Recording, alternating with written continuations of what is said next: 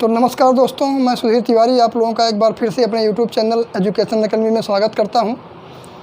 और आप लोगों को बहुत बहुत धन्यवाद, क्योंकि 100 से ज़्यादा सब्सक्राइबर हो गए हैं आप लोग। तो इसके लिए आप लोगों को बहुत बहुत धन्यवाद।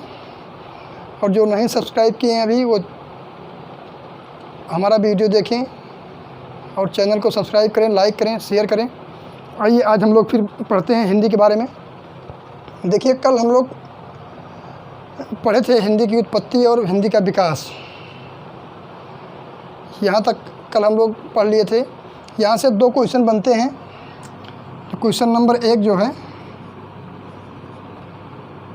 ये पूछता है कि हिंदी भाषा की उत्पत्ति कहाँ से हुई है। हिंदी भाषा की उत्पत्ति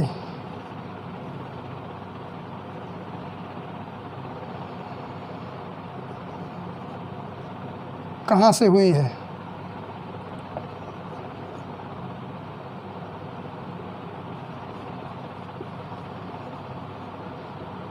कहाँ से हुई है। तो इसमें हम लोगों का उत्तर होगा संस्कृत भाषा से। संस्कृत भाषा से। और दूसरा क्वेश्चन पूछता है हिंदी भाषा का विकास। क्वेश्चन नंबर 2, हिंदी भाषा का विकास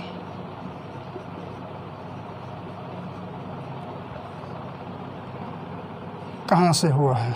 हिंदी भाषा का विकास, तो हिंदी भाषा का विकास जो है अपभ्रंश भाषा से हुआ है। अपभ्रंश भाषा से। तो अगर हिंदी भाषा की उत्पत्ति के बारे में पूछता है तो संस्कृत लगा दीजिएगा उत्तर। अगर हिंदी भाषा के विकास के बारे में पूछता है तो अपभ्रंश लगा दीजिएगा।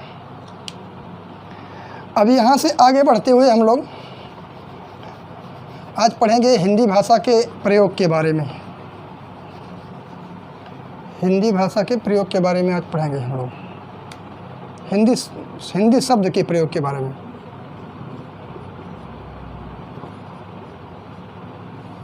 हिंदी शब्द का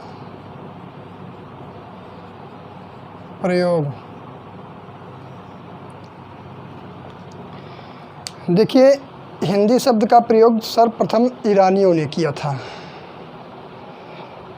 क्योंकि जब देखा गया बाद में, तब ईरानियों के ग्रंथ अवेस्ता में, ईरानियों का एक पवित्र ग्रंथ अवेस्ता है, उसमें हिंदी के बारे में कुछ जानकारी, मतलब हिंदी शब्द का प्रयोग मिला। तो कालांतर में हम लोग ये जान लिए कि हिंदी भाषा का प्रयोग सर्वप्रथम ईरानियों ने ही किया था। अब ईरानियों ने कैसे किया था, आइए देखते हैं।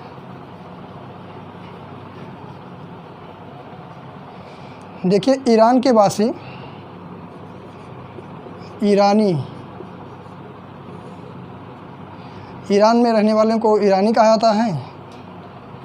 ईरानियों ने सिंधु नदी के नाम पर, सिंधु नदी के नाम पर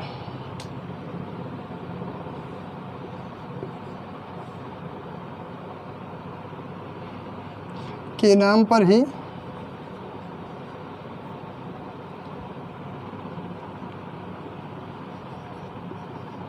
हिंदी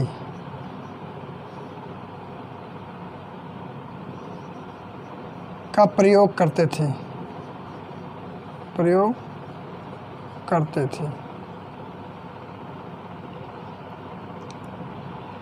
हिंदी का नहीं, हिंदू का।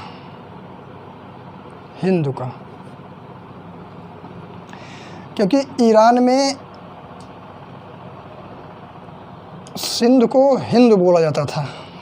सिंध नदी को हिंदू नदी बोलते थे ईरान वासी, क्योंकि वहाँ पे सा का उच्चारण हा से होता था और धा का उच्चारण दा से होता था। जब सा को हा कहते थे, धा को दा कहते थे, तब वो लोग सिंधु को हिंद कहते थे। हिंदू। अब हिंदू से हिंदी कैसे हुआ? हिंदू से हिंदी होने का देखिए हम लोग देखते हैं, इसको विकास क्रम में हुआ है।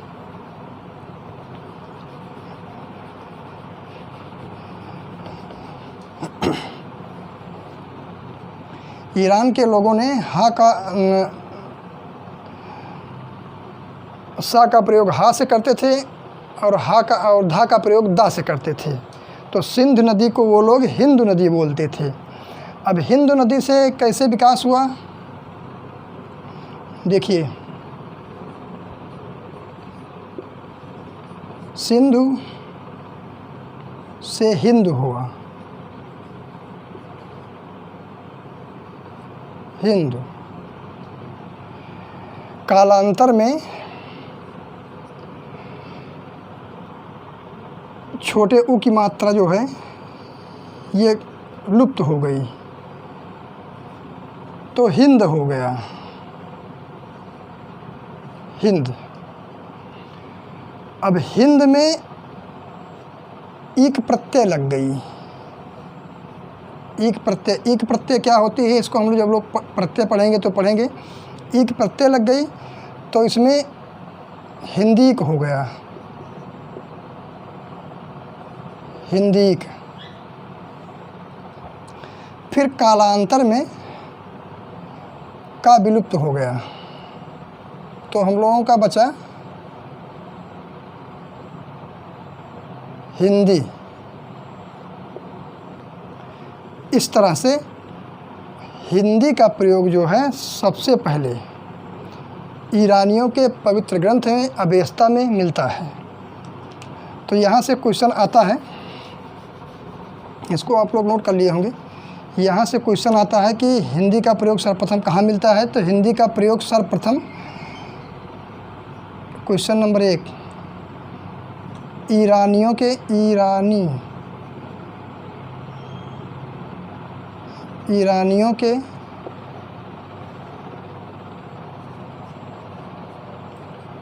पवित्र ग्रंथ अवेस्ता मिलता है। हिंदी शब्द का सबसे पहले प्रयोग ईरानियों के पवित्र ग्रंथ अवेस्ता में मिलता है, तो इससे अनुमान लगाया गया कि सबसे पहले ईरानियों ने ही हिंदी का प्रयोग किया होगा। तो अगर क्वेश्चन ये पूछ लेता है कि हिंदी का प्रयोग सबसे पहले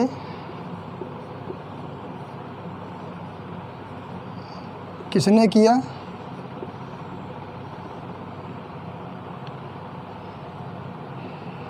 सबसे पहले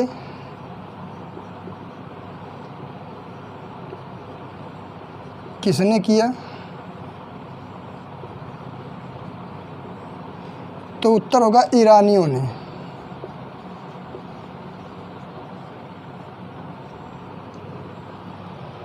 अब हम लोग देख लिए कि हिंदी सिंधु नदी से उत्पन्न कैसे हुआ। हिंदी सिंधु हुआ, सिंधु से हिंदू हुआ, हिंदू से हिंदीक हुआ, हिंदीक से हिंदी हुआ।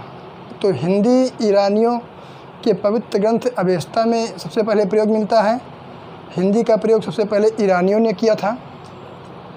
तो ये 2 क्वेश्चन हम लोगों का हो गया, और 2 क्वेश्चन और बचता है। क्वेश्चन पूछता है कि हिंदी भाषा क्या है? विशेषण है, विशेष्य है, संज्ञा है, सर्वनाम है, क्या है हिंदी भाषा? तो हिंदी भाषा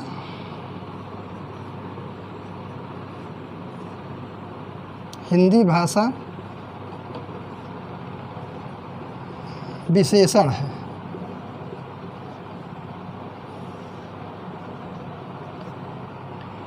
हिंदी भाषा विशेषण है और हिंदी, क्वेश्चन नंबर 2, हिंदी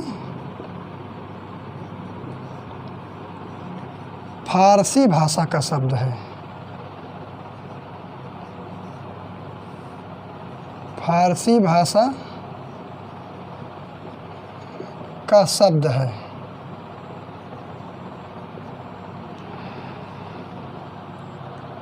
हिंदी भाषा विशेषण है, हिंदी फारसी भाषा का शब्द है। देखिए यहाँ पे आप लोग लिख लीजिएगा, हिंदी ही नहीं सभी आधुनिक भाषाएं, सभी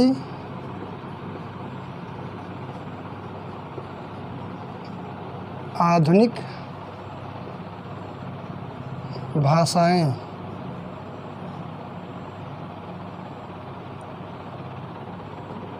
विशेषण होती हैं।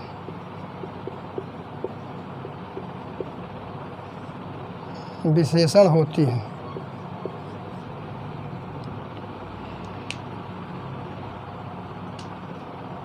सभी आधुनिक भाषाएं विशेषण होती हैं। इसको आप लोग नोट कर लीजिएगा और ये इम्पॉर्टेंट क्वेश्चन भी बनता है कि सभी कि जैसे कोई और दे देगा, अंग्रेजी भाषा दे देगा तो अंग्रेजी भाषा भी विशेषण है, उर्दू भाषा दे देगा तो उर्दू भाषा भी विशेषण है। इस तरह से ध्यान रखिएगा आप लोग कि हिंदी भाषा और अन्य सभी भाषाएं विशेषण होती हैं। तो अब इसके बाद हम लोगों को, जैसा कि देखे थे हम लोग, हिंदी की उत्पत्ति के बारे में, तो लास्ट में हम लोग देखे थे मानक हिंदी। मानक हिंदी, ये वाली हिंदी मानक हिंदी है और ये जो हिंदी है ये पुरानी हिंदी है। तो हम लोगों को मानक हिंदी पढ़ना है तो पहले इसके बारे में थोड़ा जानकारी ले लेते हैं कि कब मानकीकृत किया गया, ये कब राज्य भाषा, कब राजकीय भाषा बनी हमारी। ये देखिए, राष्ट्रीय भाषा कोई नहीं होती है, हिंदी राष्ट्रीय भाषा नहीं है, राजकीय भाषा है।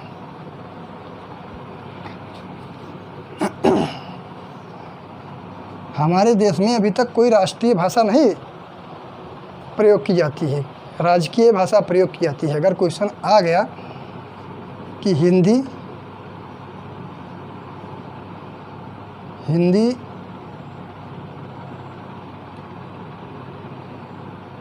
किस रूप में प्रयोग की जाती है भारत में, किस रूप में भारत में प्रयोग की जाती है, भारत में प्रयोग की जाती है,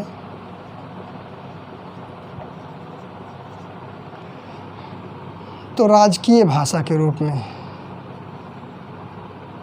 राजकीय भाषा, ये सही उत्तर होगा। अगर राष्ट्रीय भाषा विकल्प में दिया होगा,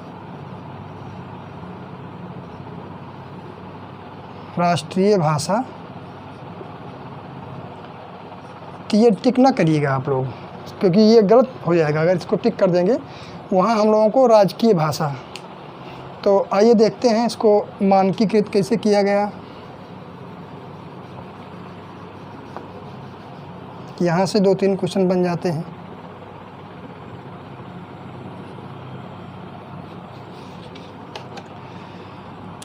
देखिए, हिंदी भाषा को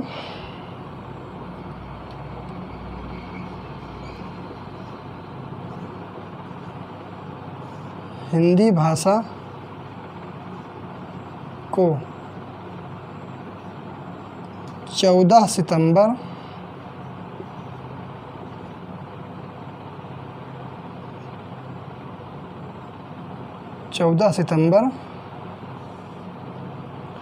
1949 को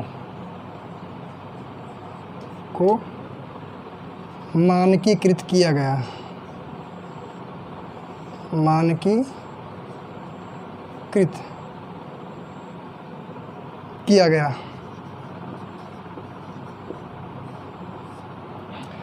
अगर पूछ लेता है कि हिंदी भाषा को कब मानकीकृत किया गया, तो हिंदी भाषा को 14 सितंबर 1949 को मानकीकृत किया जाएगा। ये हम लोगों का सही उत्तर होगा। और इसको किस अनुच्छेद में रखा गया, किस अनुच्छेद के तहत इसको मानकीकृत किया गया, तो हिंदी भाषा को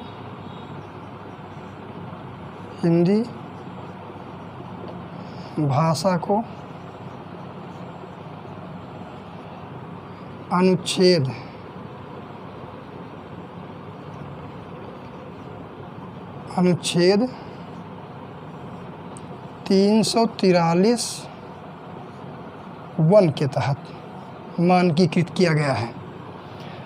हिंदी भाषा को अनुच्छेद 343(1) के तहत भारत में मानकीकृत किया गया और इसे राजभाषा का दर्जा दिया गया। राजभाषा का दर्जा।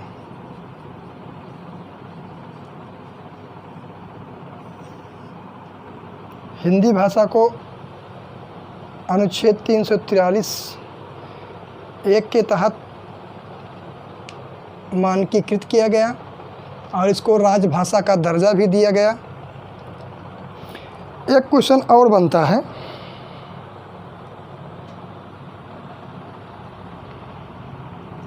कौन सा क्वेश्चन बनता है?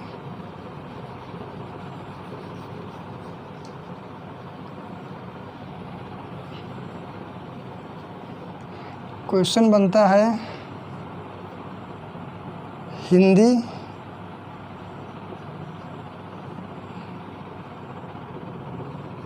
पारिवारिक दृष्टि से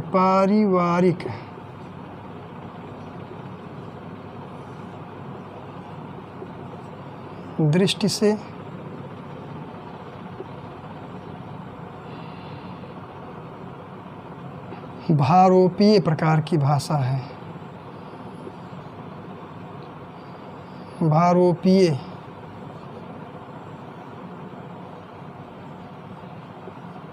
प्रकार की भाषा है। अगर क्वेश्चन पूछ लेता है पेपर में कि पारिवारिक दृष्टि से हिंदी कौन सी प्रकार की भाषा है, तो पारिवारिक दृष्टि से हिंदी भारोपीय प्रकार की भाषा है।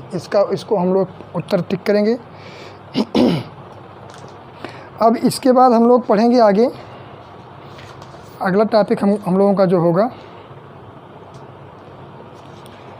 तो हम लोग अब यहाँ तक पढ़ ही लिए।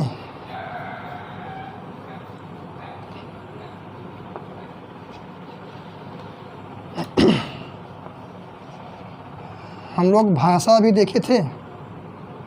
भाषा में वर्ण देखे थे, ध्वनि देखे थे। तो हम लोगों को पहले ध्वनि देख लेते हैं। ध्वनि देखिए, हमारे मुख से कोई आवाज़ निकल रही है, उसी को ध्वनि कहा जाता है। और ध्वनि को जब चिन्ह के रूप में अंकित कर दिया जाता है, तो वही वर्ण होता है।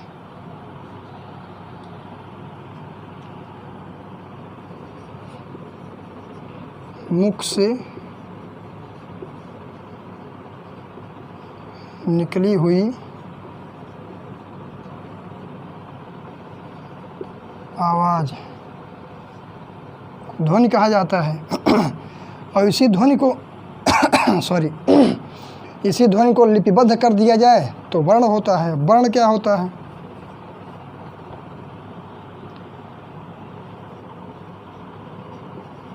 ध्वनि को चिन्ह के रूप में,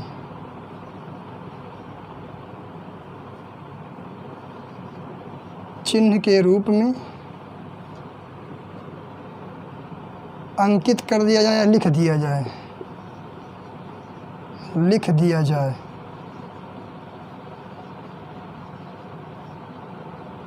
तो यही वर्ण होता है। ध्वनि आप लोग नोट कर लिए, मैं साइड में हो जाता हूँ। ध्वनि मुख से निकली हुई ध्वनि या आवाज़ को ध्वनि कहते हैं। वर्ण ध्वनि को चिन्ह के रूप में ही लिखा जाए तो उसे वर्ण कहते हैं।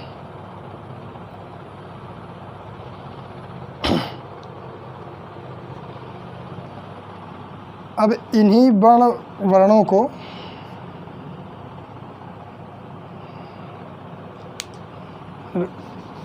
आप लोग नोट कर लिए होंगे, मैं इसको मिटा दे रहा हूँ।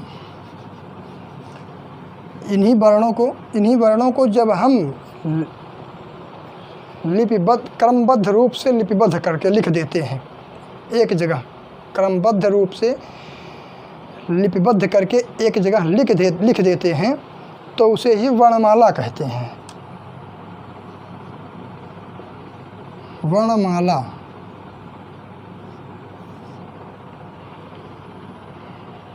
इन्हीं लिपियों को, इन्हीं चिन्हों को, इन्हीं वर्णों को जब हम लिपिबद्ध रूप से क्रमबद्ध रूप से लिपिबद्ध कर देते हैं एक जगह पे तो वही वर्णमाला हो जाती है।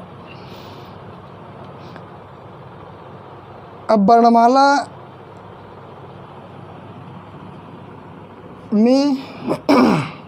वर्णमाला में कुल वर्णों की संख्या, कुल वर्णों की संख्या कितनी होती है?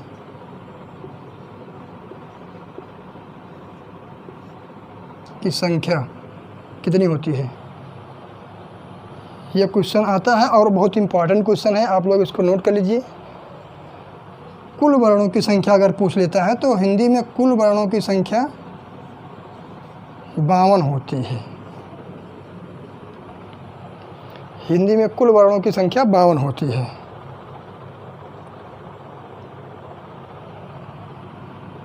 बावन कैसे होगी भाई साहब? 11 स्वर होते हैं, 11 स्वर वर्ण होते हैं, 33 व्यंजन होते हैं। व्यंजन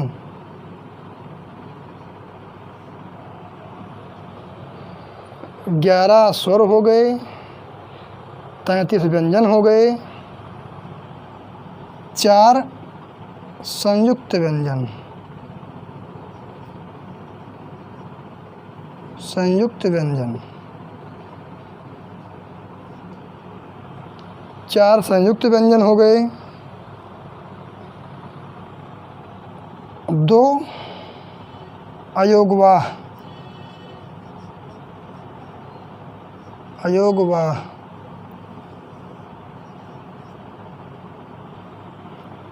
और 2 द्विगुण व्यंजन, यहाँ लिख देते हैं 2 द्विगुण व्यंजन।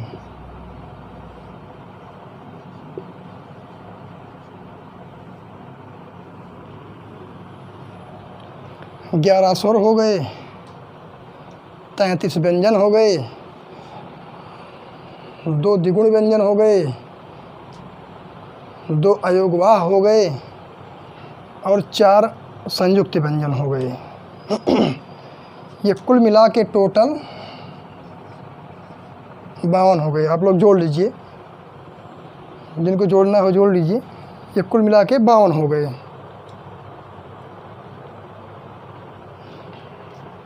11 स्वर, 33 व्यंजन, 4 संयुक्त व्यंजन, 2 अयोगवाह, 2 द्विगुण व्यंजन।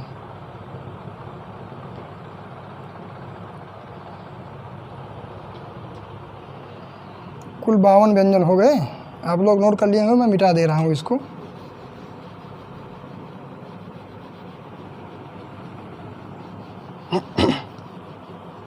ये क्वेश्चन पूछता है, इसको आप लोग नोट करते रहिए, क्योंकि ये बहुत इम्पॉर्टेंट क्वेश्चन चल रहे हैं इस समय। वर्णमाला हम लोग पढ़ रहे हैं, तो वर्णमाला में पढ़ने के लिए उसमें से बहुत क्वेश्चन आते हैं, इसलिए आप लोग इसको नोट करते रहिए। अब वर्णमाला में वर्णों को कैसे पढ़ा जाए, वर्णों को उच्चारण कैसे किया जाए, वर्णों को किस तरह देखा जाए, तो वर्णों को वर्णमाला में वर्ण को जानने के लिए वर्णमाला में वर्णों को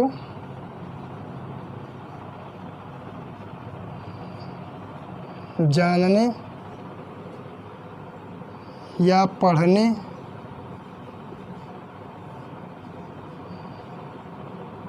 के लिए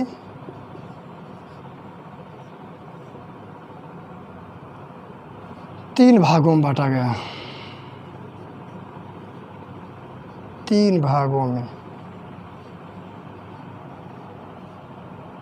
बांटा गया। नंबर 1 उच्चारण,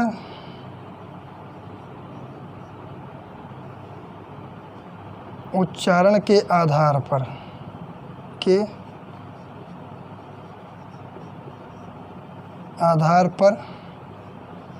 वर्ण। नंबर 1 हो गया उच्चारण के आधार पर वर्ण।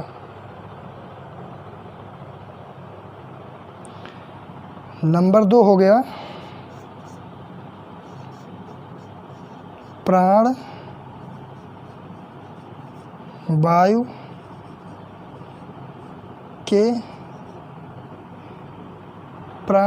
के प्रकंपन के आधार पर, प्रकंपन के आधार पर वर्ण। नंबर 1 हो गया उच्चारण के आधार पर वर्ण। नंबर 2 हो गया प्राण वायु के प्रकंपन के आधार पर वर्ण।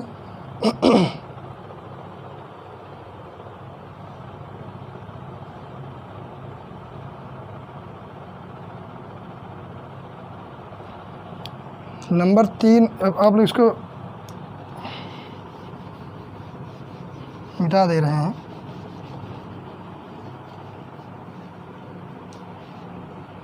नंबर 3 जो प्रकार का है स्वर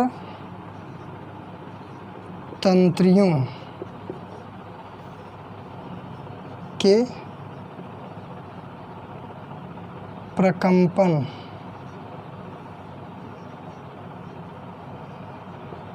के आधार पर वर्ण। वर्णमाला में वर्णों को जानने या पढ़ने के लिए 3 भागों में बांटा गया है। नंबर 1 उच्चारण के आधार पर वर्ण।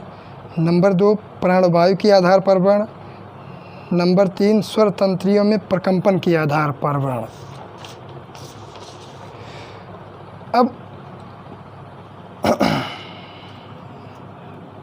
अब हम लोग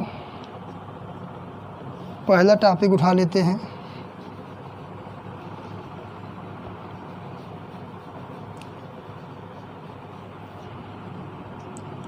उच्चारण के आधार पर, उच्चारण के आधार पर वर्ण, उच्चारण के आधार पर वर्णों को कितने भागों में बांटा गया है?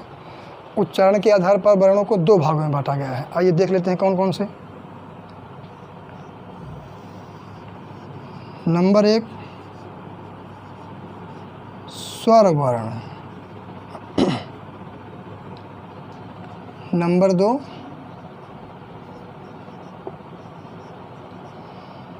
व्यंजन वर्ण,